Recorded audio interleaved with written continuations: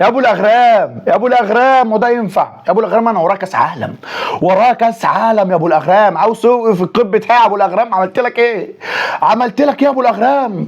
نادي الزمالك يا برنس بيطالب بايقاف قيد النادي الاهلي، وبيطالب بايقاف زيزو 4 شهور. ابو الاغرام عملنا لك ايه يا ابو الاغرام؟ نادي الزمالك بيقول لك، والبيانات او الشكوى اللي قدمها في لجنه الانضباط ضد النادي الاهلي بيقول لك ايه بقى؟ بيقول لك ان النادي الاهلي تفاوض مع زيزو في الفتره اللي هو ما ينفعش يتفاوض مع اللاعب فيها، ويوقع اللاعب وخلى اللاعب يوقع في الفتره ديت، فهو بيقول لك ده مش قانونا. فهو بيطالب بمعاقبه النادي الاهلي بايقاف قيده، وبمعاقبه زيزو بايقافه لمده 4 شهور.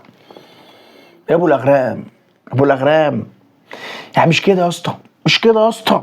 ورايا كاس عالم، بقول لك بعد كاس العالم ابو الاغرام ما نشوف بقى الموضوع، يعني نقعد بقى كده ونشوف بقى، لان في الفتره دي الدنيا متلخبطه. فانا مش عارف القرار ده، يعني انا عمال افكر هو الزمالك بيجيب القوانين دي منين؟ ده بتجيبوه منين القرار؟ مش فاهم يعني، انا فاهم، مش عارف اقول لك ايه، لا مستغرب من الموضوع اساسا، يعني انا مستغرب من الموضوع، بس ادينا هنشوف.